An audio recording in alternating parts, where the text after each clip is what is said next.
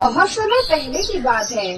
सोलापुर गांव से सटा हुआ एक जंगल था, जिसमें एक जादुई लहंगे का पेड़ था, जिसमें बहुत ही सुंदर सुंदर तरह तरह के डिजाइनर लहंगे हुआ करते थे।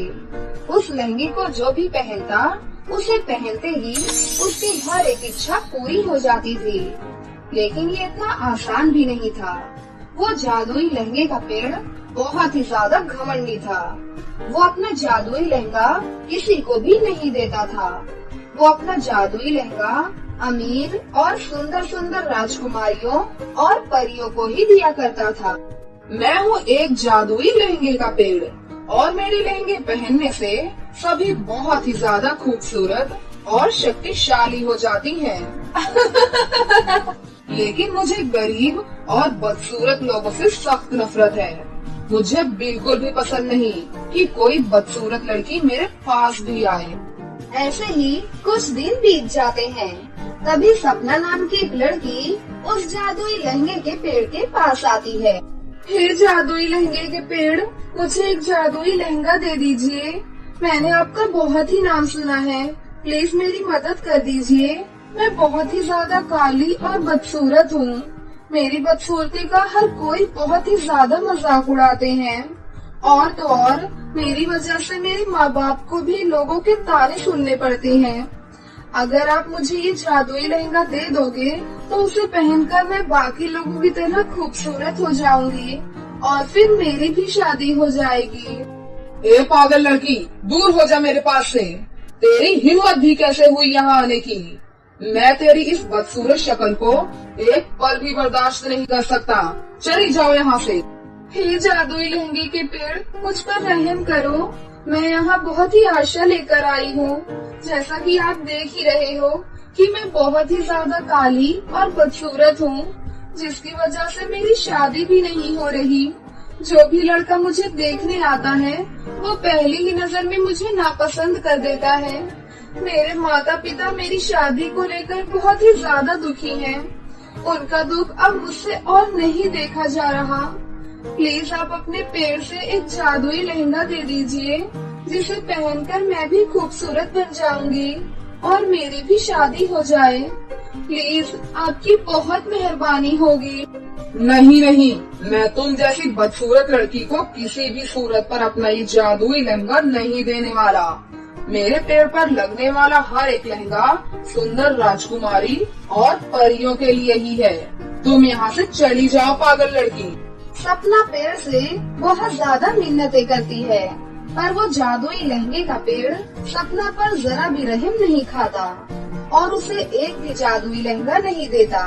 तभी वहाँ पर एक बहुत ही खूबसूरत राजकुमारी आती है और कहती है, हे जादुई लहंगे के पेड़, प्लीज मेरे लिए लेटेस्ट डिजाइन के सुंदर सुंदर लहंगे मुझे दे दो।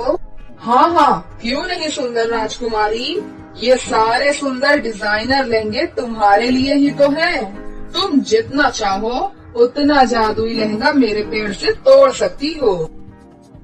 फिर क्या था, वो खूबसूरत सी दिखने वाली राजकुमारी उस पेड़ से बहुत सारे लहंगे तोड़ लेती है और वहाँ से चली जाती है। तभी सपना सोचती है, अगर मैं इस राजकुमारी को अपनी परेशानी बताऊं तो शायद वो मुझ पर रहम खाकर अपना एक जादुई लहंगा मुझे दे दें। मुझे राजकुमारी जी से बात करनी चाहिए। ये सोचकर सपना उस राजकुमारी का पीछा करती है और वो एक जंगल में पहुंच जाती है।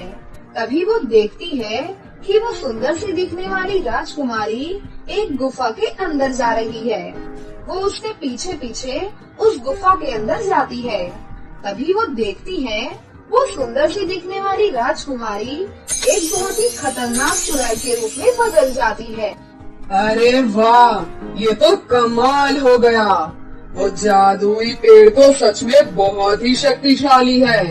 मैं कल सुबह ही उस पेड़ को काटकर अपने पास अपनी गुफा में ले आऊंगी। फिर उसे जलाकर उसके राख को इकट्ठा कर उसे अपने शरीर पर डेली लगाया करूंगी, जिससे मैं दुनिया की सबसे खूबसूरत और शक्तिशाली चुड़ैल बन जाऊंगी। उस चुड़ैल की ये बातें सुनकर सपना हैरान रह जाती है और वहाँ से किसी तरह चुड़ैल से नजर बचाकर बाहर आ जाती है और बोलती है, हे भगवान, ये राजकुमारी तो एक चुड़ैल निकली। मुझे अभी जाकर उस जादुई लहंगे के पेड़ को सब कुछ बताना होगा। सपना फौरन जाकर उस जादुई लहंगे के पेड़ को वो सारी बातें बताती है, पर वो जादुई लहंगे का पेड़ सपना की किसी भी बात पर विश्वास नहीं करता और वो उसे डांट कर वहाँ से भगा देता है। बेचारी सपना वहाँ से उदास होकर चली जाती है। अगले दिन वो चुड़ैल एक जादुई कुल्हाड़ी लेकर उस जादुई पेड़ के पास आती है, जिसे देखकर वो पेड़ डर जाता है। अरे नहीं नहीं, मेरे साथ ये क्या हो रहा है? ये चुड़ैल तो सचमुच मुझे काटने जा रही है। उस लड़की ने तो बिल्कुल सही कहा था कि चुड़ैल मुझे काटकर अपने साथ ले जाने आई है। क्यों जादुई लहंगे के पेड़, मरने के लिए तैयार हो जाओ। आज मैं तुम्हें यहाँ से काट कर अपने साथ अपनी गुफा में ले जाऊंगी। और तुम मेरा कुछ भी नहीं बिगाड़ पाएगा। चुड़ैल जैसे ही पेड़ काटना शुरू करती है, तभी वहाँ पर सपना आ जाती है और उसके हाथ में एक जलती हुई मशाल भी होती है। रुक जा चुड़ैल, अगर तूने इस पेड़ को जरा भी नुकसान पहुँचाया तो फिर मैं तुझे नहीं छोड़ूंगी। तुझे इस मशाल से जलाकर राख कर दूंगी, समझी तू?